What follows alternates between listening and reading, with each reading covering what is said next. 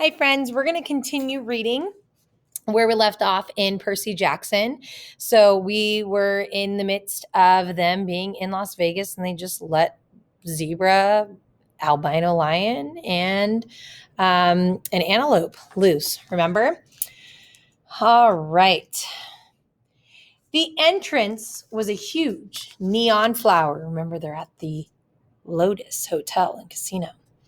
The petals lighting up and blinking. No one was going in or out, but the glittering chrome doors were open, spilling out air conditioning that smelled like flowers. Lotus blossom, maybe. I'd never smelled one, so I wasn't sure. The doorman smiled at us. Hey, kids, you look tired. You want to come in and sit down? I'd learned to be suspicious the last week or so. I figured anybody might be a monster or a god. I figured anybody might be a monster or a god. You just couldn't tell. But this guy was normal. One look at him and I could see. Besides, I was so relieved to hear somebody who sounded sympathetic that I nodded and said we'd love to come in. Inside, we took one look around and Grover said, Whoa. The whole lobby was a giant game room, and I'm not talking about cheesy old Pac-Man games or slot machines. There was an indoor water slide snaking around the glass elevator, which went straight up at least 40 floors. There was a climbing wall on the side of a building and an indoor bungee jumping bridge.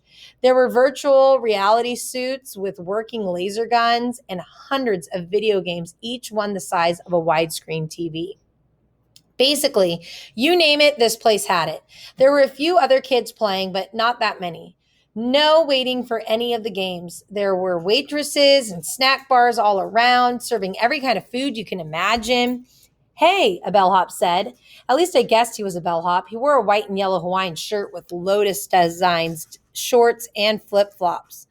Welcome to the Lotus Casino. Here's your room key. I stammered, but no, he said, laughing. The bill's taken care of. No extra charge, no tips. Just go on up to the top floor, room 4001. If you need anything like extra bubbles for the hot tub or skeet targets for the shooting range or whatever, just call the front desk. Here are your Lotus cash cards. They work in the restaurants and on all the games and rides. He handed us each a green plastic credit card. I knew there must be some mistake. Obviously, he thought we were some millionaire's kids, but I took the card and said, How much is on here? His eyebrows knit together. What do you mean? I mean, when does it run out of cash? He laughed. Oh, you're making a joke. Hey, that's cool. Enjoy your stay.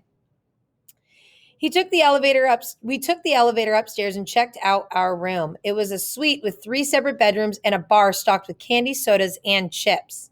A hotline to room service, fluffy towels and water beds with feather pillows, a big screen television with satellite and high-speed internet. The balcony had its own hot tub, and sure enough, there was a skeet shooting machine and a shotgun, so you could launch clay pigeons right out over the Las Vegas skyline and plug them with your gun. I didn't see how that could be legal, but I thought it was pretty cool. The view over the strip and the desert was amazing, though I doubted we'd ever find the time to look at the view with a room like this. Oh, goodness, Annabeth said. This place is sweet, Grover said. Absolutely sweet. There were clothes in the closet, and they fit me. I frowned, thinking that this was a little strange. I threw Aries' backpack in the trash can. Wouldn't need that anymore. When we left, I could just charge a new one at the hotel store. I took a shower, which felt awesome after a week of grimy travel. I changed clothes, ate a bag of chips, drank 3 Cokes, and came out feeling better than I had in a long time. In the back of my mind, some small problem kept nagging me. I'd had a dream or something. I needed to talk to my friends, but I was sure it could wait. I came out of the bedroom and found that Annabeth and Grover had also showered and changed clothes. Grover was eating potato chips to his heart's content, while Annabeth cranked up the National Geographic channel. All those stations, I told her, and you turn on National Geographic? Are you insane? It's interesting. I feel good, Grover said. I love this place. Without his even realizing it, the wings sprouted out of his shoes and lifted him a foot off the ground, then back down again. So what now? Annabeth asked. Sleep? Grover and I looked at each other and grinned. We both held up our green plastic Lotus cash cards. Playtime, I said. I couldn't remember the last time I had so much fun. It came from a relatively poor family. Our idea of a splurge was eating out at Burger King and renting a video. A 5-star hotel? Forget it. I bungee jumped the lobby 5 or 6 times, did the water slide, snowboarded the artificial ski slope, and played virtual reality laser tag and FBI sharpshooter. I saw Grover a few times going from game to game. He really liked the reverse hunter thing, where the deer go out and shoot the rednecks. I saw Annabeth playing trivia games and other brainiac stuff. They had this huge 3D sim game where you build your own city and you could actually see the holographic buildings rise on the display board. I didn't think much of it, but Annabeth loved it. I'm not sure when I first realized something was wrong. Probably it was when I noticed the guy standing next to me at VR sharpshooters. He was about 13, I guess, but his clothes were weird. I thought he was some Elvis impersonator's son. He wore bell-bottom jeans and a red t-shirt with black piping, and his hair was permed and gelled like a New Jersey girl's on homecoming night. We played a game of sharpshooters together, and he said, "Groovy, man. Been here 2 weeks, and the games keep getting better and better." Groovy? Later, while we were talking, I said something was sick, and he looked at me kind of startled, as if he'd never heard the word used that way before. He said his name was Darren, but as soon as I started asking him questions, he got bored with me and started to go back to the computer screen. I said, "Hey, Darren." "What? What year is it?" "What year is it?" He frowned at me. "In the game?" "No, in real life." He had to think about it. 1977. No, I said, getting a little scared. "Really?" "Hey, man, bad vibes. I got a game happening." After that, he totally ignored me. I started talking to people, and I found it wasn't easy. They were glued to the TV screen or the video game or their food or whatever. I found a guy who told me it was 1985. Another guy told me it was 1993. They all claimed they hadn't been in here very long, a few days, a few weeks at most. They didn't really know, and they didn't care. Then it occurred to me, how long had I been here? It seemed like only a couple of hours, but was it? I tried to remember why we were here. We were going to Los Angeles. We were supposed to find the entrance to the underworld. My mother, for a scary second, I had trouble remembering her name. Sally Jackson.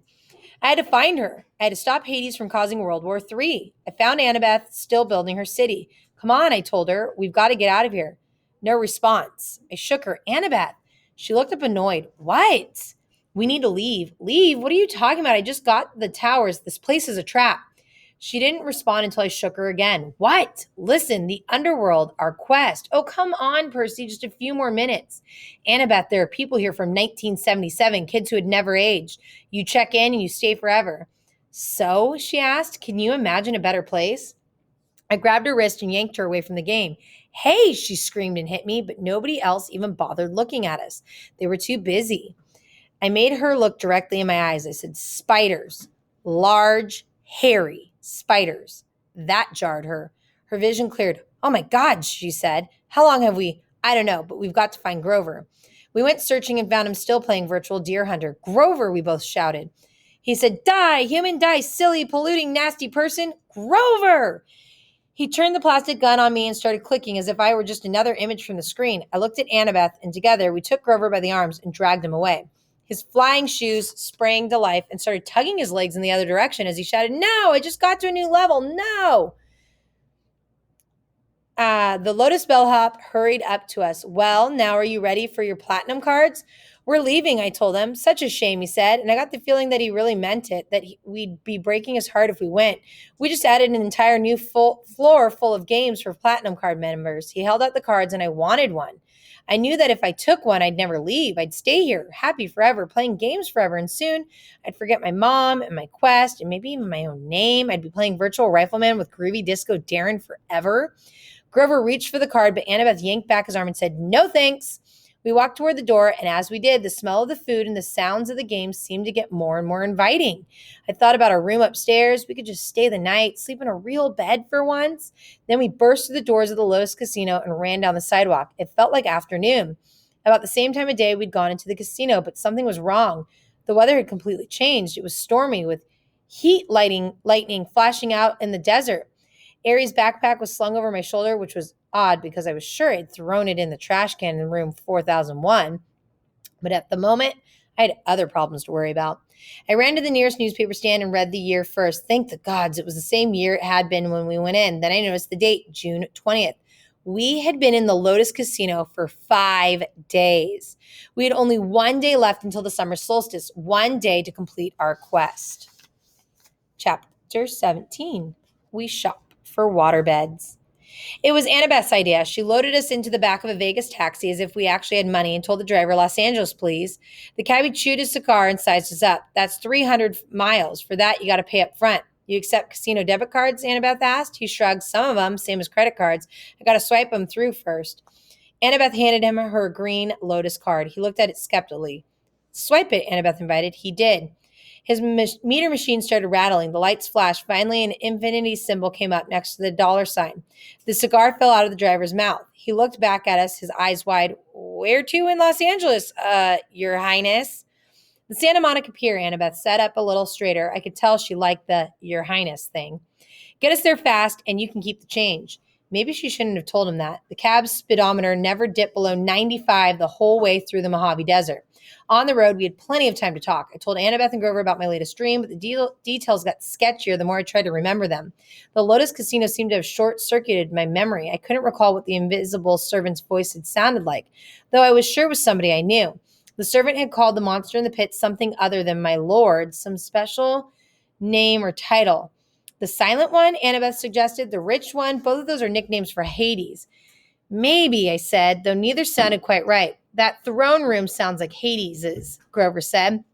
That's the way it's usually described. I shook my head. Something's wrong. The throne room wasn't the main part of the dream, and that voice from the pit, I don't know, it just didn't feel like a god's voice. Annabeth's eyes widened. What? I asked. Oh, nothing. No, it has to be Hades. Maybe he sent this thief, this invisible person, to get the master bolt and something went wrong. Like what? I don't know, she said, but if he stole Zeus's symbol of power from Olympus and the gods were hunting him, I mean, a lot of things could go wrong. So this thief had to hide the bolt or he lost it somehow. Anyway, he failed to bring it to Hades. That's what the voice said in your dream, right? The guy failed. That would explain what the Furies were searching for when they came after us on the bus. Maybe they thought we had retrieved the bolt. I wasn't sure what was wrong with her. She looked pale. But if I'd already retrieved the bolt, I said, why would I be traveling to the underworld? To threaten Hades, Grover suggested, to bribe or blackmail him into getting your mom back. I whistled. You have evil thoughts for a goat. Why, thank you. But the thing in the pit said it was waiting for 2 items, I said. If the master bolt is one, what's the other?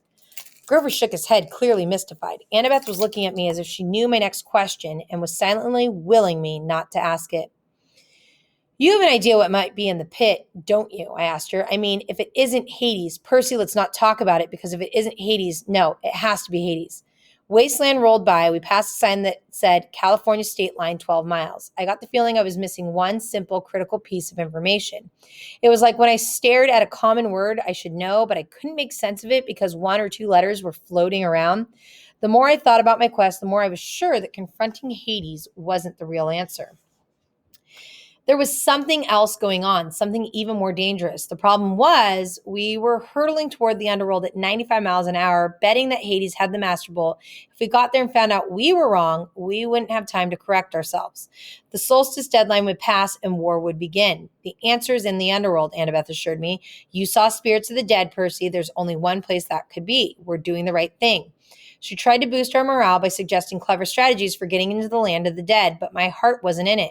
There were just too many unknown factors. It was like cramming for a test without knowing the subject.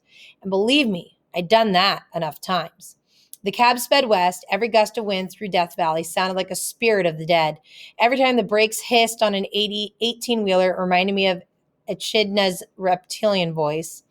At sunset, the taxi dropped us at the beach in Santa Monica. It looked exactly the way LA beaches do in the movies, only it smelled worse. There were carnival rides lining the pier, palm trees lining the sidewalks, homeless guys sleeping in the sand dunes, and surfer dudes waiting for the perfect wave. Grover, Annabeth, and I walked down to the edge of the surf. What now? Annabeth asked. The Pacific was turning gold in the setting sun. I thought about how long it had been since I'd stood on the beach at Montauk, on the opposite side of the country, looking out at a different sea. How could there be a God who could control all that? What did my science teacher used to say? 2/3 of the Earth's surface was covered in water. How could I be the son of someone that powerful?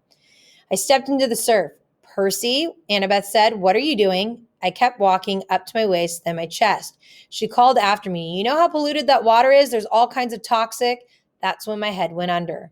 I held my breath at first. It's difficult to intentionally inhale water. Finally, I couldn't stand it anymore. I gasped. Sure enough, I could breathe normally. I walked down into the shoals. I shouldn't have been able to see through the murk, but somehow I could tell where everything was. I could sense the rolling texture of the bottom. I could make out sand dollar colonies dotting the sandbars. I could even see the currents, warm and cold streams swirling together.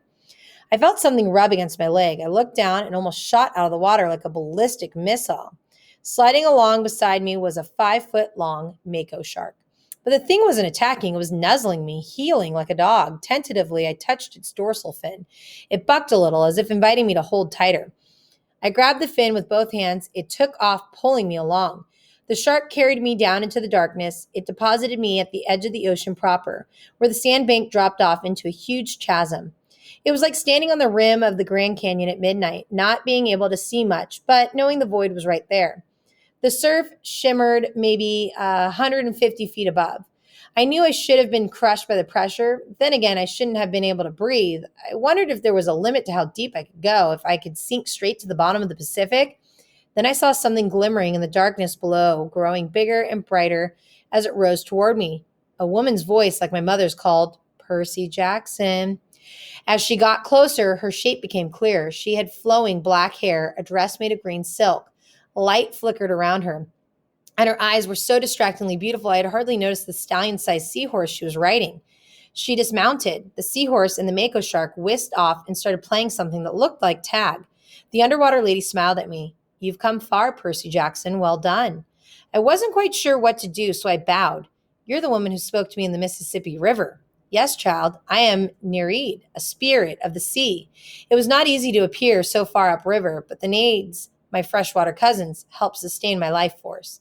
They honor Lord Poseidon, though they do not serve in his court. And you serve in Poseidon's court? She nodded. It has been many years since a child of the sea god has been born. We have watched you with great interest. Suddenly I remembered faces in the waves of Montauk Beach when I was a little boy. Reflections of smiling women. Like so many of the weird things in my life, I'd never given it much thought before. If my father is so interested in me, I said, why isn't he here? Why doesn't he speak to me? A cold current rose out of the depths. Do not judge the Lord of the Sea too harshly, the Nereid told me.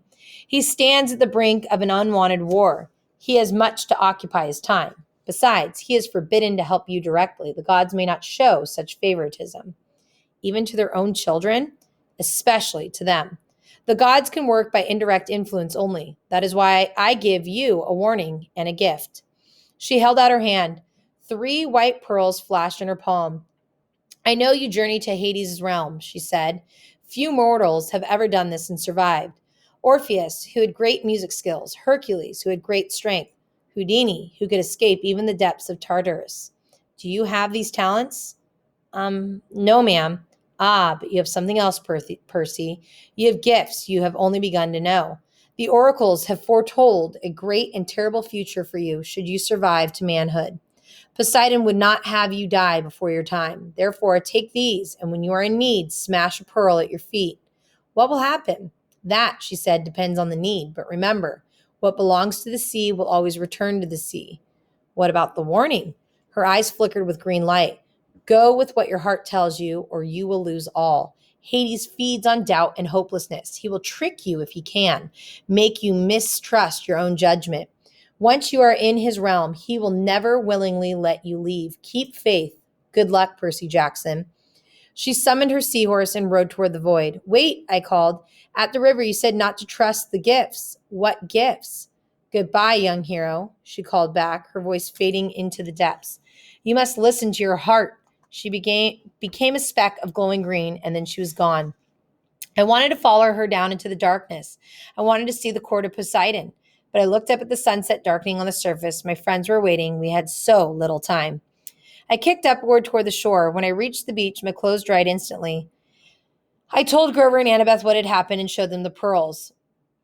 Annabeth grimaced. No gift comes without a price. They were free. No, she shook her head. There's no such thing as a free lunch. That's an ancient Greek saying that translated pretty well into American. There will be a price. You wait. On that happy thought, we turned our backs to the sea. With some spare change from Aries' backpack, we took the bus into West Hollywood. I showed the driver the underworld address slip I'd taken from Auntie M's garden gnome emporium, but he'd never heard of DOA recording studios. You remind me of somebody I saw on TV, he told me. You're a child actor or something? I'm a stunt double for a lot of child actors. Oh, that explains it. We thanked him and got off quickly at the next stop. We wandered for miles on foot looking for DOA. Nobody seemed to know where it was. It didn't appear in the phone book. Twice we ducked into alleys to avoid cop cars. I froze in front of an appliance store window because a television was playing an interview with somebody who looked very familiar, my stepdad, Smelly Gabe. He was talking to Barbara Walters. I mean, as if he were some kind of huge celebrity. She was interviewing him in our apartment in the middle of a poker game, and there was a young blonde lady sitting next to him, patting his head. A fake tear glistened on his cheek. He was saying, Honest, Mrs. Walters, if it wasn't for Sugar here, my grief counselor, I'd be a wreck. My stepson took everything I cared about, my wife, my Camaro. I'm sorry, I have trouble talking about it. There you have it, America, Barbara Walters turned to the camera. A man torn apart, an adolescent boy with serious issues. Let me show you again the last known photo of this troubled young fugitive taken a week ago in Denver. The screen cut to a grainy shot of me, Annabeth, and Grover standing outside the Colorado diner, talking to Aries. Who are the other children in this photo? Barbara Walters asked dramatically. Who is the man with them? Is Percy Jackson a delinquent, a terrorist, or perhaps the brainwashed victim of a frightening new cult? When we come back, we chat with a leading child psychologist. Stay tuned, America. Come on, Grover told me. He hauled me away before I could punch a hole in the appliance store window. It got dark and hungry-looking characters started coming out on the streets to play. Now, don't get me wrong, I'm a New Yorker. I don't scare easy, but LA had a totally different feel from New York. Back home, everything seemed close. It didn't matter how big the city was, you could get anywhere without getting lost. The street pattern in the subway made sense. There was a system to how things worked. A kid could be safe as long as he wasn't stupid. LA wasn't like that. It was spread out, chaotic, hard to move around. It reminded me of Aries. It wasn't enough for LA to be big. It had to prove it was big by being loud and strange and difficult to navigate, too. I didn't know how we were ever going to find the entrance to the underworld by tomorrow, the summer solstice. We walked past gangbangers, bums, and street hawkers who looked at us like they were trying to figure if we were worth the trouble of mugging. As we hurried past the entrance of an alley, a voice from the darkness said, Hey, you!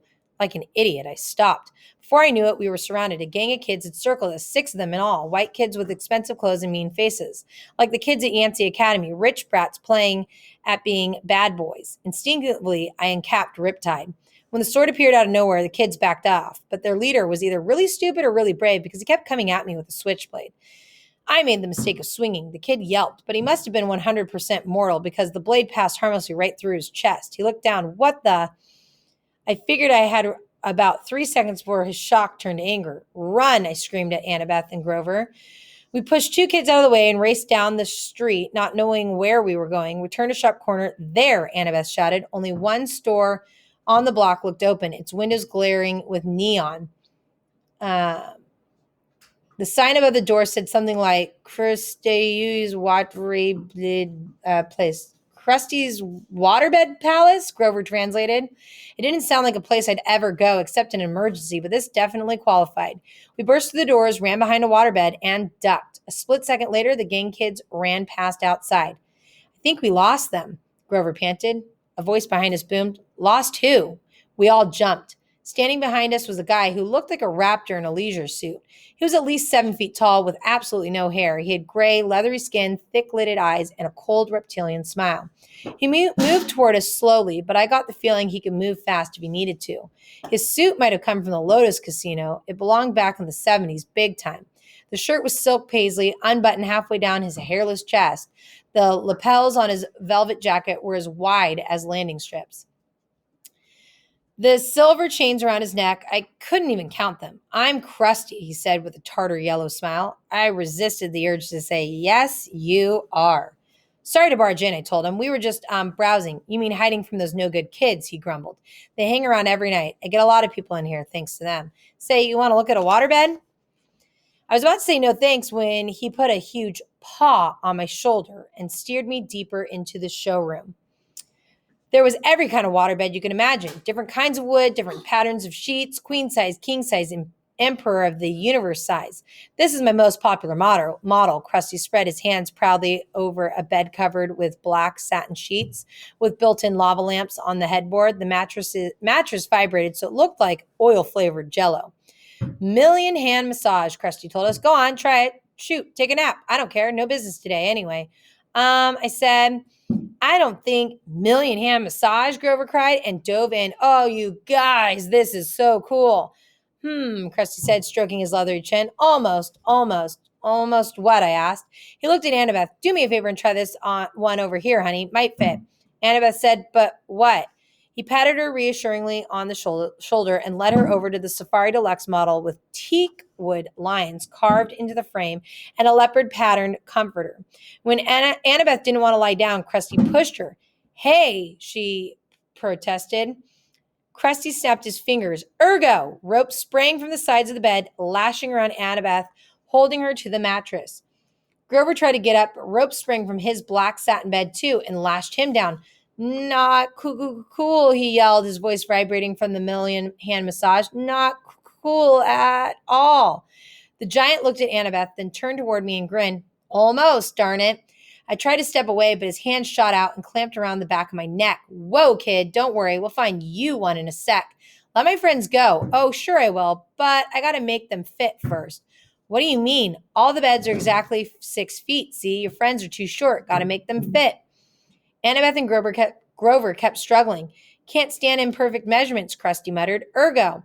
A new set of ropes leaped out from the top and bottom of the beds, wrapping around Grover and Annabeth's ankles, then around their armpits. The ropes started tightening, pulling my friends from both ends. Don't worry, Krusty told me. These are stretching jobs. Maybe 3 extra inches on their spines. They might even live.